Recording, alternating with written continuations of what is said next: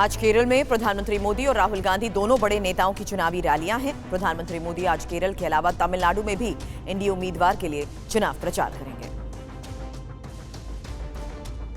लोकसभा चुनावों में मिशन दक्षिण पर बीजेपी का खास फोकस है। आज पीएम मोदी केरल और तमिलनाडु के दौरे पर जा रहे हैं। पहले वो केरल में 2 रैलियां करेंगे, फिर तमिलनाडु में एक जनसभा को संबोधित करेंगे। पीएम मोदी सुबह 11 बजे केरल के त्रिशूर जिले के अलाथुर निर्वाचन क्षेत्र के कुन्नमंगलम जाएंगे। पीएम यहां अलाथुर और त्रिशूर में चुनाव लड़ रहे एनडीए कैंडिडेट टीएन सरासू और सुरेश गोपी के लिए चुनाव प्रचार करेंगे। इसके बाद पीएम मोदी दोपहर 2:15 पर केरल में तिरुवनंतपुरम जाएंगे। यहाँ कटक्कड़ा में पीएम मोदी अटिंगल और तिरुवनंतपुरम निर्वाचन क्षेत्रों से एनडीए के 2 केंद्रीय मंत्रियों वी मुरलीधरन और राजीव चंद्रशेखर के लिए प्रचार करेंगे।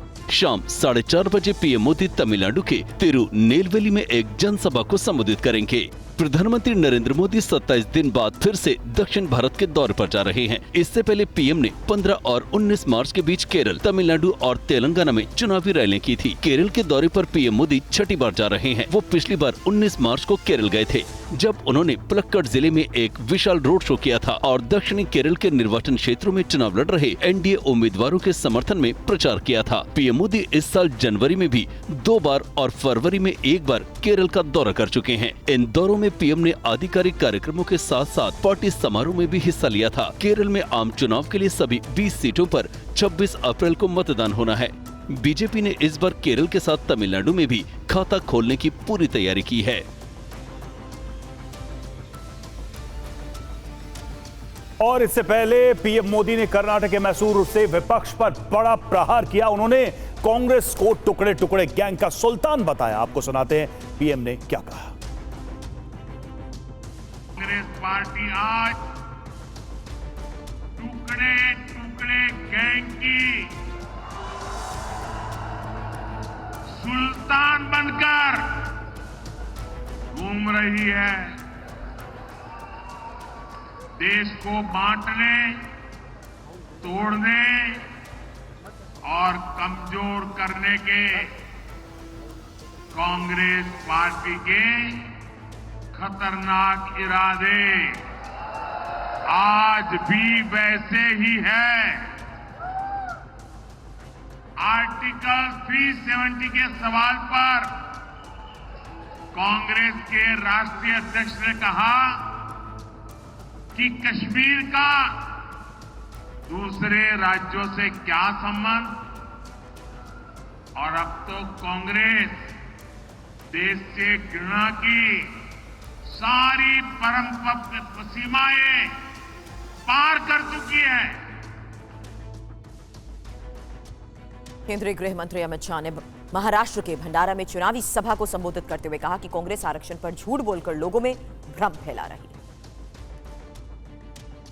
गृह मंत्री अमित शाह ने भंडारा में कहा कि कांग्रेस झूठ फैलाने का काम कर रही है। ये झूठ फैलाते हैं कि भारतीय जनता पार्टी को 400 सीटें मिली तो भारतीय जनता पार्टी आरक्षण समाप्त कर देगी।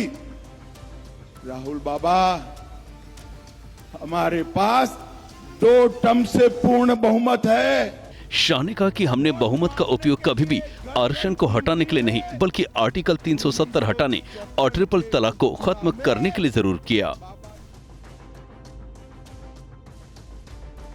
और गृह मंत्री अमित शाह आज मणिपुर और त्रिपुरा में चुनाव प्रचार करेंगे। आज ही वो रायपुर में भी रोड शो करेंगे।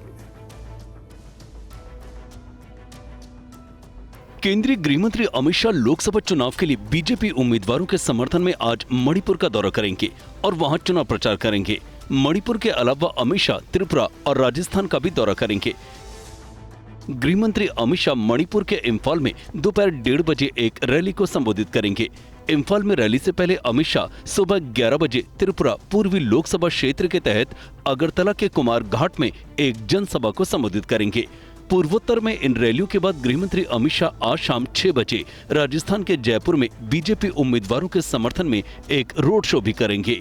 अमित शाह जयपुर में पहली बार रोड शो करेंगे। रोड शो संगनेरी गेट की तरफ से शुरू होगा और छोटी चौपड़ तक करीब 2.25 किलोमीटर की दूरी तय करेगा। इसके लिए पार्टी ने बड़े स्तर पर तैयारी की है। रोड शो के दौरान मुख्यमंत्री भजनलाल शर्मा भी मौजूद रहेंगे। अमित शाह के इस रोड शो के जरिए बीजेपी जयपुर में हैट्रिक लगाने की तैयारी में है। साथ ही जयपुर की दूसरी सीटों को भी प्रभावित करने की रणनीति है। AIMIM के अध्यक्ष असदुद्दीन ओवैसी के गढ़ हैदराबाद में इस बार बीजेपी की फायर ब्रांड नेता माधवी लता चुनौती दे रही हैं। क्या माधवी लता ओवैसी के किले में सेंध लगा पाएंगी? इस पर TV9 भारतवर्ष ने माधवी लता से एक्सक्लूसिव बातचीत की। उस खास बातचीत का एक हिस्सा सुनिए। यहाँ पर इतिहास बदलने वाला है क्योंकि ये सीट 40 साल से ओवैसी परिवार के पास रही है। आप मैदान में उतरी हैं तो बहुत चर्चा है कि बहुत कड़ी टक्कर आप दे रही हैं, तो क्या बदल सकता है यहाँ पर? क्योंकि कहा यह जाता है कि किला है ओवैसी परिवार का, वो किला क्या ढहने वाला है या किले में सेंध लगाने वाली हैं? पहले तो मेरे हिसाब से वो किला मिट्टी से बना है साहब। अब न्याय और धर्म सच्चाई का पानी उसके ऊपर फेंको आप, वो किला खुद ब खुद गिर के नीचे गिर जाएगी। और दूसरी बात यह है, सबसे अहमियत बात आर्टिकल 30, जो मैं बार बार प्रजा को समझाने की प्रयत्न कर रही हूँ। आर्टिकल 30 माइनॉरिटीज़ के लिए दिया गया है। लास्ट 75 ईयर से इसका सही प्रकार से कोई उपयोग नहीं किया गया है। इस आर्टिकल 30 के तहत माइनॉरिटीज़ वाले अपने अपने मज़हब का पढ़ाई देते हुए अंग्रेज़ी पढ़ाई किसी भी हद तक दे सकते हैं, जिसके लिए उनके माइनॉरिटीज़ का जो उनका खुद के ऑर्गेनाइजेशंस जो होते हैं, जो बोर्ड्स होते हैं, उनके प्रॉपर्टी से उसको फंड करना चाहिए। जो इतना लंबा समय से यहाँ पर ओवैसी साहब राज करते रहे, हमारी कल उनसे भी मुलाकात हुई, बात हुई। उनके साथ जो लोग हैं या उनका कहना है कि आप जो दावे कर रही हैं कि आप उन्हें टक्कर देंगी, और आपने ये भी बताया कि 1.5 लाख मतों से शायद जीतने वाले हैं आप, तो कहते हैं ये सपने हैं। कुछ भी कहने के लिए तो कुछ भी कहा जा सकता है, ऐसा कुछ होने वाला नहीं। वही समाधान उनको भी देती हूँ मैं। कुछ भी कहने के लिए भी कुछ भी कह सकते हैं। 40 साल से जो है तो अक्सर उसी घमंड में इंसान आगे निकल जाता है। जून 4 तारीख को देखेंगे, जो घमंड तोड़ेंगे नहीं तोड़ पाएंगे, हम उसी दिन देख लेते हैं।